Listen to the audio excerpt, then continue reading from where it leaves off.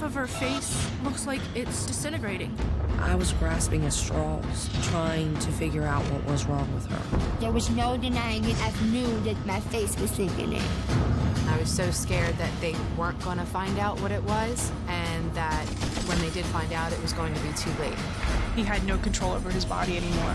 He couldn't close his eyes at all. From that point on, I don't remember anything. Next, two medical mysteries that defied the experts. When 13-year-old Nichole Beavers starts to slowly lose her hair, no one takes much notice, until the entire right side of her face begins to literally cave in. I was terrified, honestly. I was completely terrified. Then, when a seemingly simple case of the flu hits Kevin Hughes, he doesn't think much of it. Little does Kevin know, he's about to begin a desperate fight for his life. I was scared out of my mind. I just kept thinking, what could be going on in his body that's doing this to him? What else could possibly happen to him next? When illness strikes, we look to doctors to give us answers. But what if they can't? For these unlucky patients, diagnosis is a mystery.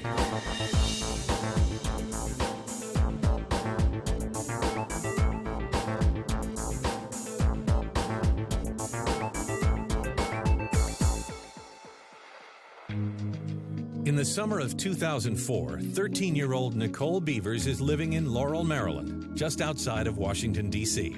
She's happy, healthy, and without a doubt, the apple of her mother's eye. She was my everything. She had long blonde hair, big blue eyes, chunky little cheeks. She was absolutely a gorgeous little girl.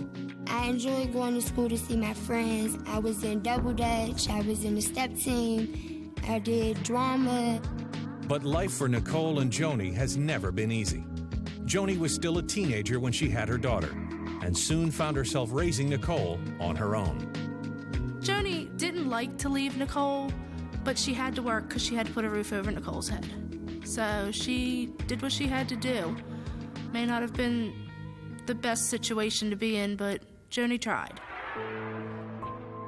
My father was in and out of my life. I've learned how to handle disappointments a lot easier than other people. So I just picked myself up as much as I could and moved on. I really didn't tell people or say anything. I just left it alone and kept on. By the time Nichole enters middle school, her mother is working long hours as a bar manager to make ends meet. I would work 10 to 14 hours a day. Some days you'd have to pull doubles. It was very challenging for me. You know, we're not rich, so she had to work those type of hours to get the money that she has in order to provide for me what she needed to provide. While their circumstances are far from ideal, mother and daughter always seem to find a way to get by. But then one morning, in the fall of 2005, something disturbing begins to happen. I was washing my hair. As I was shampooing it, I started to just see my hair is falling out a lot. It's coming in clumps. I didn't know what was wrong with her. They were perfect circled bald spots. Alarmed, Joni keeps Nichole out of school the next day and takes her straight to the family doctor. The pediatrician examined her head and told me it was nothing but her nerves. If she calmed down, it would grow back. I thought the stresses that he was referring to were school, my father popping in and out of my life. Just give it a little bit of time. And I was like, okay, nothing's wrong with me. The doctor said so. But over the next 3 months, Nichole continues to mysteriously lose her hair. It went from one bald spot to the second one. And then all of a sudden, I had 7. I was very self-conscious about it. It was overwhelming. I was confused. I'm like, I must be stressed trying not to be stressed. Horrified by the glaring bald spots, Joni and Nichole returned to the doctor. The pediatricians said that it was nothing, not to worry about it. I figured it was just the normal stress of a teenage girl. Nichole does her best to live with the continuing hair loss, covering her bald spots with hats and scarves. But as time goes by, the embarrassing problem begins to impact every facet of Nicole's life. Anybody with teenagers know they have fire quick tempers. There was more arguing, there was more fighting, there was more of the crying on her side and more of the anger. She was just angry at everyone. She would stay in her room a lot. Then, on an ordinary January morning in 2006, Nichole is overwhelmed by a strange and frightening new symptom. It was like a sharp shooting pain on the right side of my face. It was very, very, very painful. I told my mom, I'm like, Mom, we gotta go to the doctor, something is wrong. Worried, Joni takes the day off to drive Nichole to the urgent care clinic. And the on-call doctor who examines her has a strong hunch about what's triggering the excruciating pain. He told me that it could be migraines. They would tell me to give her either aspirin or ibuprofen. And that was how we dealt with that. But nothing they try seems to help. The next 2 weeks crawl by in slow motion as the stabbing pain takes on a life of its own. I started having a difficult time opening my mouth. It just 100% ate. It just felt like there were bolts inside of my jaw. Suspecting that the pain in Nichole's jaw could be coming from her teeth, Joni schedules an emergency appointment with their family dentist. They did the x-rays. Her teeth were overlapping. They were very compacted. They told me they could not do anything for her until she turned 16. She had to have her next growth spurt before they could do anything, and then they would start to remove some of the teeth that were compacted. Now there's nothing Nichole can do but grin and bear it. To keep her mind off the pain, she does her best to concentrate on school and friends. I tell myself all the time, everything will be okay. I am strong. I told myself, I'm very resilient, I will get through it all. Then, one evening, as she's getting ready to go out with some friends, she notices something odd about her mouth. I started putting, lip liner on, and as I would put the lip liner on, I would see my lips were not straight. But when Nichole complains to her mother, Joni just chalks it up to a case of teenage self-consciousness. My mom would say stuff like, that's normal. Every person finds something that they think is an imperfection on their body, and I don't see that. I don't think any normal girl is very confident about their body at that age because you're growing, you're developing. I would tell my daughter she was beautiful. Nichole does her best to ignore it, but it isn't long before the shooting pain in her jaw takes a sudden and alarming turn for the worse. The pain was excruciating. It would have me in tears. I wouldn't eat for days. I would just not eat. Nichole begins losing weight, at first slowly, but soon the weight is melting off at a staggering rate. By the end of the summer, Nichole has dropped more than 30 pounds. I got scared, I really did. I wasn't exercising, I wasn't dieting. Suddenly, it's all too clear that something is very wrong. As the months went by, I started noticing my face sinking in. I was terrified, honestly. I was completely terrified. And when Nichole's godmother, Katie, comes to visit in August, she can hardly believe her eyes. She opened the door and I just looked at her. It was just such a difference. I see this child in front of me and half of her face looks like it's just disintegrating. I knew something was wrong, that I needed help, that I was not like everyone else, that there was really something wrong with me.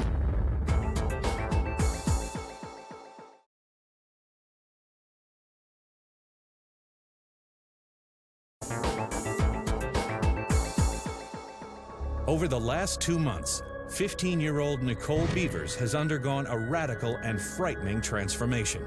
She's lost more than 30 pounds, and the entire right side of her face appears to be mysteriously caving in. After the weight loss, you can see it bluntly. You can see there was no denying it. I knew that my face was sinking in.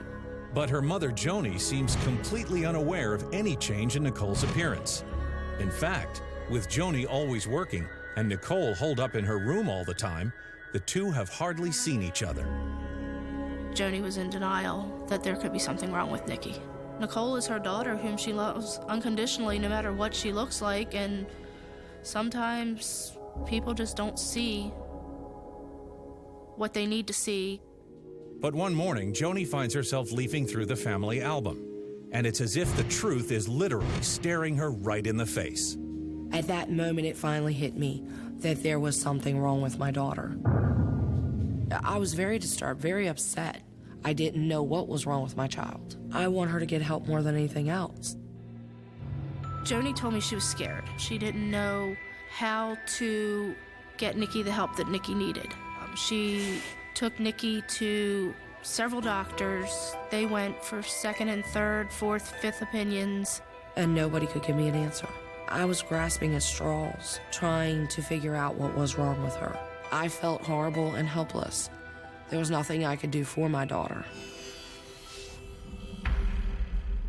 To me, I was a child, and I was like, I'm just deteriorating, basically. I'm falling apart. I don't know what's going on. It's just everything's going wrong.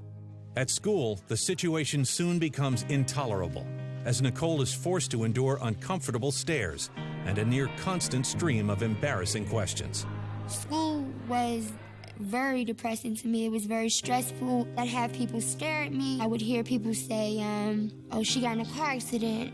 I had to start wearing my hair over my face the way, like this. It would be down where no one could see me. We'll see this side of my face. I told my mom, I hate going to school. She thought she looked horrible. She didn't want anyone to see her. It's heartbreaking to watch your child crumble in front of you. By September, Nichole has reached her wit's end, and the 16-year-old makes a very difficult decision. I just couldn't deal with it at all. Legally, you can drop out of school at the age of 16 without a mother or a parent at all. So I walked in, I signed out. The day that I signed out, I registered to take my GED.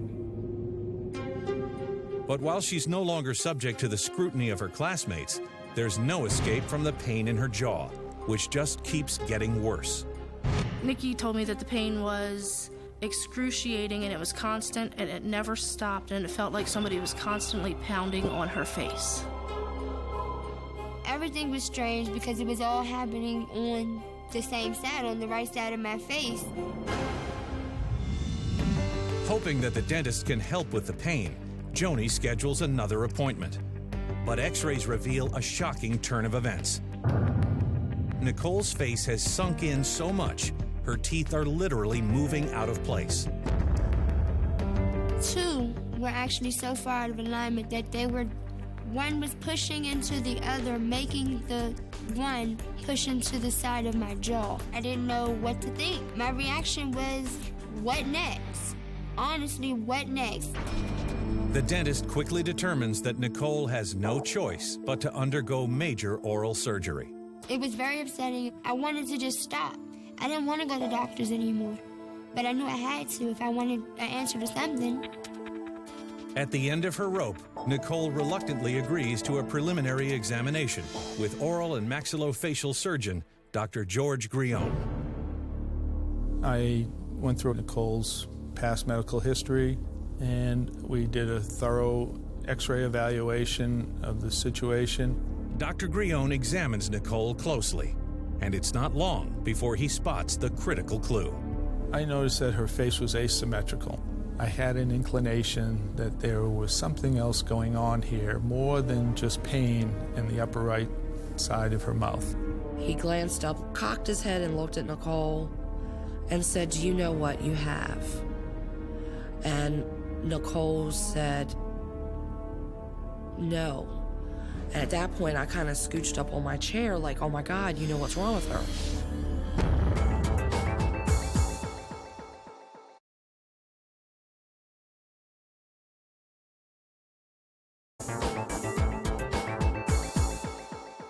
For the last 3 years, Nichole Beavers has endured a constellation of bizarre symptoms that no one can explain.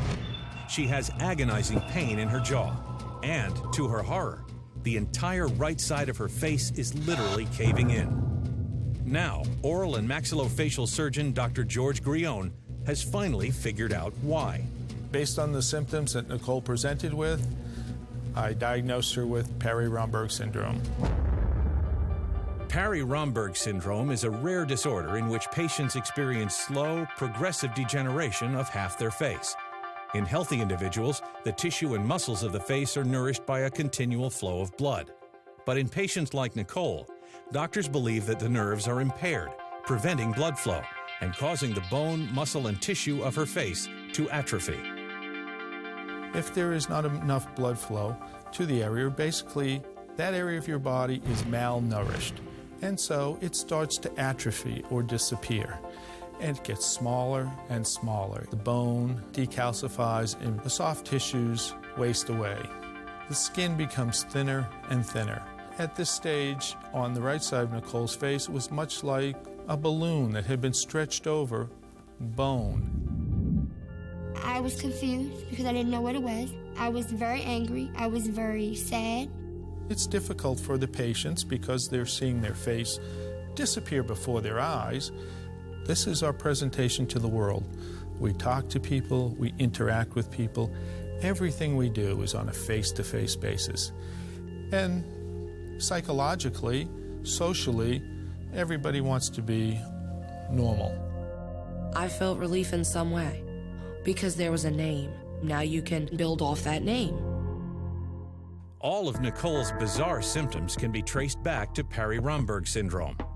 Dr. Grione believes the first sign of it came when Nichole was 13 and began losing handfuls of hair.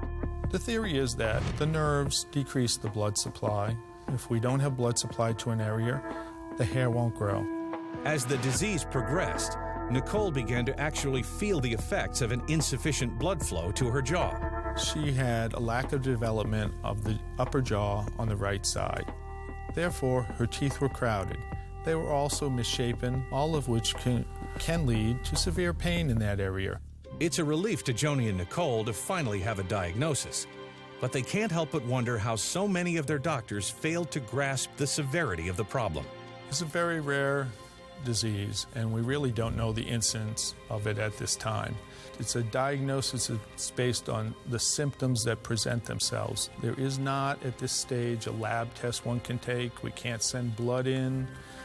We can't do other tests that normally we often do in medicine.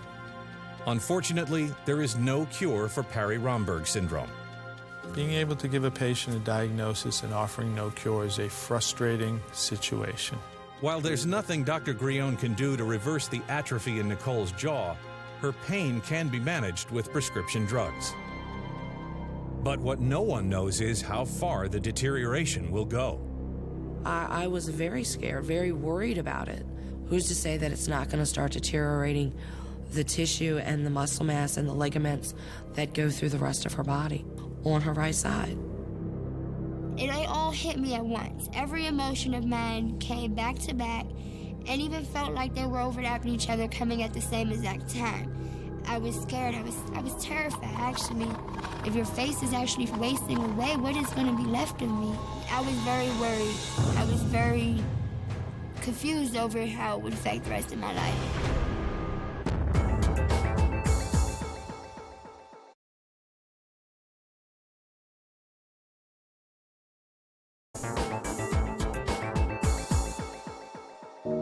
16-year-old Nichole Beavers has just learned that she has Parry-Romberg Syndrome, a rare disorder that is destroying one side of her face.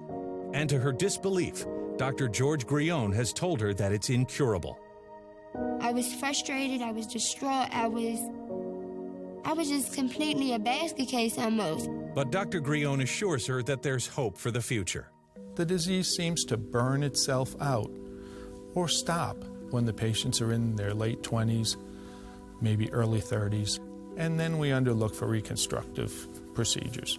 Unfortunately, we don't know why the disease stops. I do hope to get reconstructive surgery. I've already looked into it. I've been sitting and waiting for the disease to stop. We wait at least 1 to 2 years after we're sure there are no furthering symptoms of the disease. And then we look into restoring the patient's face to a normal anatomy as much as is feasible. Dr. Grion's optimistic that cosmetic surgeons can ultimately bring Nichole's face back, close to what it looked like before. I want her to be able to come back to being who she used to be. I pray for that every day. But while Nichole will have to wait to undergo reconstructive surgery, she's fortunate to have received her diagnosis when she did. Often what happens in patients who are undiagnosed, they may go through processes of hair grafting or tissue grafts are done to their face. Unfortunately, unless the disease has ceased, all those efforts are pretty much in vain. The process will continue to affect those tissues that are transplanted into that area, leaving the patient with a result that may even be worse. Today, Nichole is 18 years old. She's passed her GED and is attending a local college. I am pursuing a master's degree in criminal justice with a double major in business administration as well. And while she doesn't know when she'll be ready for reconstructive surgery, she's made peace with the face that the world now sees. She used to wear her hair cupped into her face to cover it. And every once in a while, she'd flip her hair up and say, "Today you get to see the evil twin." And she'd let her hair back down. That doesn't happen anymore. She doesn't hide that. She's not scared of it anymore. And despite the many uncertainties that lie ahead, Nichole is determined to live her life in the present. Nichole is my hero in every aspect of the word. She gets up every day. She battles this disease every day. She battles the stares and the questions that people have. I don't know anyone braver than she is. I'm very hopeful for myself and for everyone else. I believe it is very important to raise awareness for Parry-Romberg Syndrome because I want people to know that they're not by themselves. When people stare at my face, now I can educate them.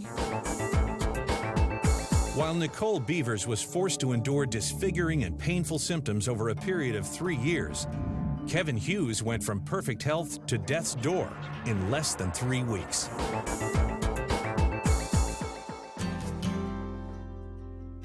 Growing up in Cape May, New Jersey, Kevin Hughes was the star athlete who every girl wanted to date. But he only had eyes for Tina Tamburro. We're set up through mutual friends, and things started there. I like that he plays sports. He was outgoing. He's very loving, very caring. He's just an all-around good guy. We spent our time together and then eventually got married in our early 20s and been together ever since. While Tina served as a payroll supervisor, Kevin stayed busy working construction jobs. And after a hard day, he often enjoyed playing with his dogs and cycling. I probably average around 30-mile rides, and in the summertime, I average about 120 to 150 miles a week. He was always energetic, always just really into, staying fit and healthy. In October 2008, the couple throws a barbecue to celebrate Kevin's best finish in a cycling race. We invited a bunch of friends over. We had some hamburgers, hot dogs, and chicken. I had, I believe, 1 hot dog and 1 cheeseburger. All the food was gone. Everyone had a good time. But shortly after dinner, Kevin begins to feel very queasy. I just felt like something wasn't settling too well in my stomach, and just needed to maybe rest it off. I was pretty tired, so I pretty much fell asleep right away, and within a couple hours, I woke up with a pretty bad cramp-like feeling in my stomach, and I had to go to the bathroom, and it was pretty bad diarrhea. He said, "I'm not feeling too good. I don't know what's wrong with me. Maybe it's something that I'd eaten. Do you feel okay?" And I said, "Yeah, I feel fine." We just assumed maybe he's just having kind of some stomach bug or something. I just took some medication to try and stop the diarrhea, and just went to work. And then as, I guess, once or twice before lunch, I had to go to the bathroom, and then it was easily 2 or 3 times after lunch I had to go to the bathroom again. I didn't think it was anything horrible, something that would just, pass on through. But over the next few days, the cramps and diarrhea intensify. And on Sunday, Kevin's condition takes a turn for the worse. That morning we had woken up around 7 a.m. and by the end of the night around 5 o'clock he had gone to the bathroom 19 times. I decided that it was, too far along, that we had to take him to the emergency room. I knew at this point that something was seriously wrong and Kevin needed help.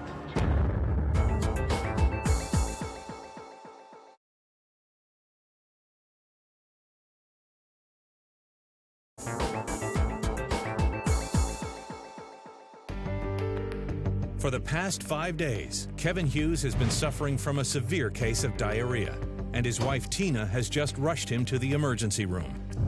He's never been this sick before, so it did alarm me a lot. I was just looking for someone to give me an answer or give me something to knock this thing out. In the ER, the on-call doctor immediately sends Kevin for a round of tests. They did an EKG, they did some blood work on him, they also performed a stool sample on him. But the tests reveal nothing out of the ordinary, and the doctor's best guess is that Kevin has the flu. And my reaction to that was just, okay, it could possibly be the flu, nothing more than that. And I thought it would disappear within a couple days. Tina and Kevin head home, and sure enough, his symptoms soon clear up. By the end of that week, things were getting back to normal. I walked in the door on Sunday, and he was perfectly fine. He was really just absolutely back to himself. And in fact, that Sunday we had gone for a walk with our dogs on a wooded trail. But just as Kevin's starting to feel like he's in the clear, a frightening new symptom emerges.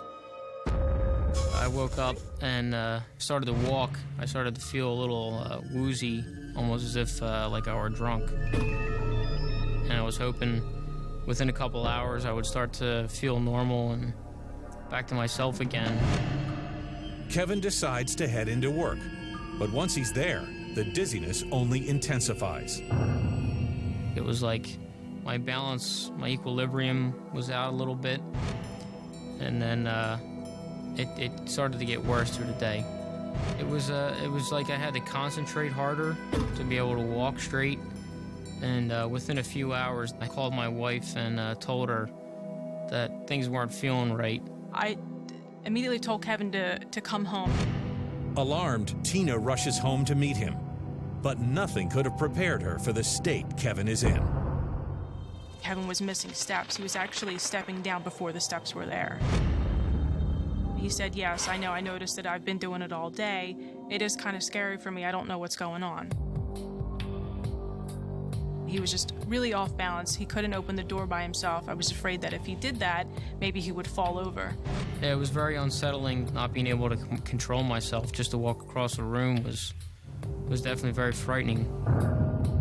I couldn't hold him up any longer on my own. And when we had gotten into the emergency room, we had gotten a wheelchair for him to sit in. At the ER, Kevin is examined by the on-call doctor, who notes that he has a low fever. And putting Kevin's seemingly unrelated symptoms together, she comes up with a new theory. The doctors had a suspicion that it was Lyme disease. Lyme disease is a bacterial infection caused by a bite from an infected tick. Classic symptoms include weakness of the limbs, fever, and gastrointestinal distress. The diagnosis makes sense to Tina. We had found ticks on our dogs that same night, and possibly maybe he had gotten bitten by a tick. At that point, I was very relieved that they would, perform some tests, that something would show up to tell us what was going on. But the findings are negative for Lyme disease. And though doctors perform test after test, they find nothing wrong. All they can suggest is that Tina call a neurologist. The doctors have said they couldn't keep him because, nothing was showing up in the test. They were going to discharge me, and we knew things weren't right at the time, and we couldn't understand why they were going to let us go. I said, don't send him home. You can't send him home like this. I'm afraid something's going to happen in his sleep. Reluctantly, Tina and Kevin return home. But the next morning, before Tina even has a chance to call the neurologist, an alarming new symptom emerges. I had noticed that Kevin was starting to struggle to speak a little bit. His voice was sounding distorted. I don't feel okay.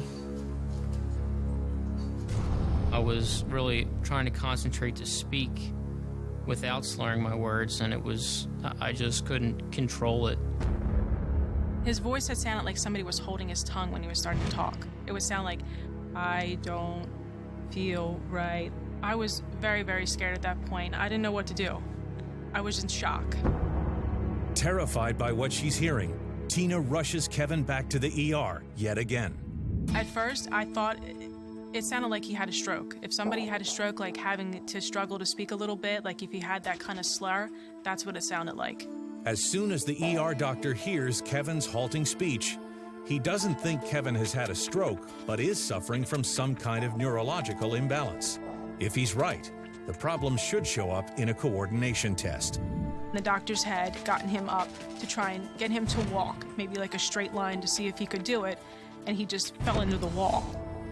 They also gave Kevin a coordination test to where they had him pointing to the doctor's fingers or pointing himself to his nose, trying to point out stuff while it was moving, and he couldn't keep up with it. You can tell, like, he was so scared, and I've never seen my husband like that ever. Alarmed, the on-call doctor admits Kevin to the hospital so they can run more tests. But within just hours, Kevin loses control of another basic function. Usually Kevin has 20/20 vision, and they'd asked him to read just the clearest line that he could read, and he couldn't read anything, not one letter. All Tina can do is look on in horror as her husband seems to be deteriorating right before her eyes. What else could possibly happen to him next? To make matters worse, none of the tests they've performed shed any light on Kevin's bizarre symptoms. They were prodding him nonstop, drawing on his blood, MRIs, CAT scans again, EKGs. They had him on heart monitors and stuff like that, and still, nothing was coming back abnormal. It was just extremely frustrating to not know what was going on at that point. The doctors are completely baffled. Kevin is obviously sick, but the tests show nothing wrong. Unfortunately, it isn't long before he takes yet another shocking turn for the worse. Kevin couldn't close his eyes at all. They were completely open. He couldn't move them to side. They were just fixed. From that point on, I don't remember anything. He was really emotional that night and kept telling me that he was really, really scared and that he thought he was going to die.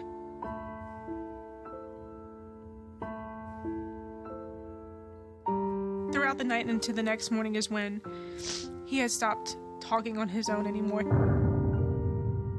Within a span of 24 hours, Kevin has lost the ability to talk, walk, or move his eyes. But incredibly, his tests indicate no problem of any kind. With no answer in sight and Kevin in rapid decline, the team calls in neurologist Andro Zangaladze. I immediately understood that his condition was serious. I was looking for different causes of his condition. We excluded that he had a stroke by negative MRIs. We also ruled out tumor in the brain because MRI was normal. I had hoped that he would perform a miracle, for God's sakes, you know what I mean? I was hoping that he could find something, finally, where no one else could. Over the next 3 days, Dr. Zangaladze runs test after test. But as he desperately searches for an answer, Kevin continues to go downhill fast. Within 4 days of being in the hospital, Kevin couldn't do anything on his own anymore. He was absolutely 100% worse than he was 2 days before. And not having, at that point, any specific results, we still were considering a lot of different causes. Finally, 5 days after being admitted to the hospital, Kevin lapses into unconsciousness. At that point, I thought he was going to die because he had gotten so bad to the point where I didn't think he would return back to his normal self.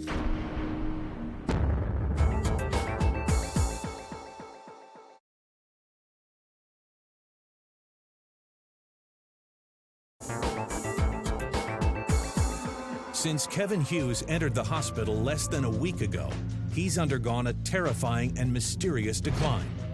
Now he's in a near comatose state, and it's all his wife Tina can do to keep it together. It was scared out of my mind. I just kept thinking, is he gonna die from this, for God's sakes. You know what I mean? What could be going on in his body that's doing this to him? I was so scared that they weren't going to find out what it was, and that when they did find out, it was going to be too late. Dr. Zangaladze goes back to square one, reviewing every detail of the case. And at the top of Kevin's file, he finds something that stops him in his tracks. We had one very important preceding illness. 2 weeks prior to his disease, he had a diarrhea. Dr. Zangaladze now suspects there may be a link between Kevin's diarrhea and the neurological symptoms that have left him unconscious. To confirm his hunch, he orders more blood tests. Tina waits helplessly by Kevin's side and prays that the doctor finds the answer. It was extremely hard to sit there and watch, you know, your husband really, really sick and you couldn't help him. Then, 10 days after Kevin was first admitted, there's a knock on his hospital room door. Dr. Z had come in early in the morning to tell us that something had come back positive on one of the blood tests. Dr. Zangaladze has found the presence of antibodies in Kevin's blood. Antibodies which fight the bacteria associated with Kevin's diarrhea. It's the clue he's been searching for. I diagnosed Kevin with Bickerstaff brainstem encephalitis.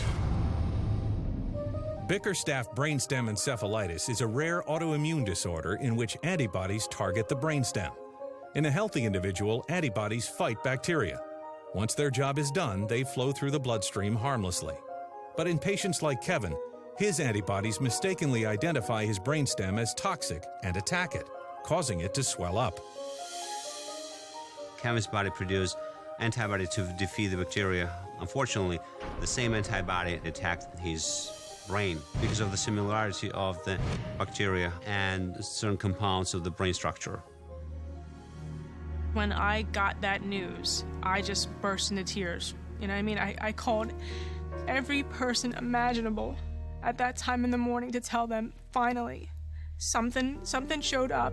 Although he can't know for sure, Dr. Zangaladze suspects the bacteria first entered Kevin's system 3 weeks earlier at the barbecue. It comes from the food, undercooked meat or poultry. Anybody could get the bacteria who eats the contaminated food. They had said Kevin's immune system could have been a whole lot lower than everybody else's because he had done the MS-150 bike ride. So they thought that maybe he was, you know, kind of exhausted and weakened from that. All the other terrifying symptoms Kevin experienced were the direct result of his brainstem swelling. When the brainstem is disturbed, one cannot function properly. The first thing to be affected was Kevin's coordination. As the antibodies continued to assault his brainstem, Kevin's speech became impaired.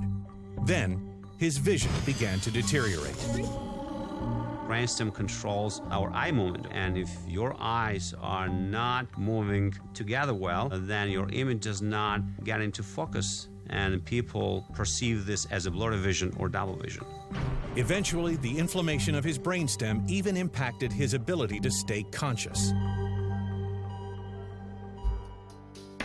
When you hear something like Bickerstaff encephalitis, it's very confusing, you know, and scary at the same time. What happens now? I mean, is it something that's going to stay in his body for the rest of his life? Since we knew that his disorder was due to existing antibodies in bloodstream attacking his brain, the common sense was to remove somehow this antibody from the system. The standard agent for removing antibodies is a blood product called IVIG, which can reduce inflammation. But because Bickerstaff brainstem encephalitis is so rare, Dr. Zangaladze can't say for sure if the treatment will work. There's no studies to address the most effective treatment during this disorder. They did explain to me that it could possibly not work, but this was definitely an option to try and that, you know, it could make him better. Over the next 5 days, while Kevin undergoes the IVIG treatment, Tina rarely leaves his side. I was looking for anything, any changes nonstop. Constantly, you know, asking him questions, trying to see if he would blink his eyes. But 48 hours later, Kevin still hasn't moved a muscle. I'm sitting in this room in the dark thinking the worst possible things. On the night of the second day, at 3 in the morning, Tina is napping at Kevin's bedside when a noise wakes her up. While we were sleeping, Everything was dark in the room when he had just blurted out a couple words out of nowhere, and it had startled me. I said, "Did you say something?" And he even looked at me and he said, "Where are my dogs? Who has my dogs?" I said, "I can't believe you're asking me this right now. This is what you wake up and say." But like, thank God you actually are saying something. I don't actually remember saying where my dogs are. I do remember feeling like I just woke up and saying something to my wife, and I could tell she was ecstatic. Kevin responded very well to the treatment. Within 2 days, he could say more words. His speech should become more understandable and slowly starting to move his eyes into all directions. Tina is thrilled at Kevin's rapid progress, but she can't help but wonder why it took so long to get a diagnosis. This disease is rare. I cannot give you exact number, but only a few hundred cases have been reported. Fortunately, the damage done by the disease is temporary, but Kevin faces a long path back to full recovery. I definitely had to relearn how to walk and how to talk and speak phonetically. Can you spell world for me? World, W-O-R-L-D. Can you spell it backwards? L-D. D-L-R-O-W. Good. That was definitely the point that I realized what had happened to me to its full extent. Despite Kevin's grueling rehabilitation, he and his family feel lucky that Dr. Zangaladze made the diagnosis before Kevin suffered any damage to his heart or lungs. If we wouldn't make the diagnosis promptly, he could have died. It's just so scary to think, like, you know, what if we didn't do anything? What if we would just let it run its course and he didn't go to the doctors and get treated soon enough? What could have happened to him? Today, a full year since the ill-fated barbecue, Kevin has fully recovered and is enjoying his life again. And now everything's back to normal. I'm playing with the dogs, taking them for long walks, and back out on the bike, training for my MS 150 ride again. While the odds of Kevin ever coming down with the disease again are very low, Tina and Kevin can't help but pay extra special attention when preparing their food, especially meat. It's pretty scary to think that something like that could happen to you just from not properly cooking something. I'm very cautious from now on about everything that we possibly, digest. I either boil it, or they also told me that if you freeze stuff before you eat it, it'll kind of kill the bacteria. For Tina and Kevin, each day has taken on new meaning, because now they know how quickly it can all slip away. There's definitely not a day that goes by that I don't have some thought about what happened. I feel blessed. It's an experience I would wish no one ever had to go through. You don't know how precious life is, and that it can be taken away from you so quickly. Almost losing Kevin really makes you think about what you have, and it makes us cherish each other even more.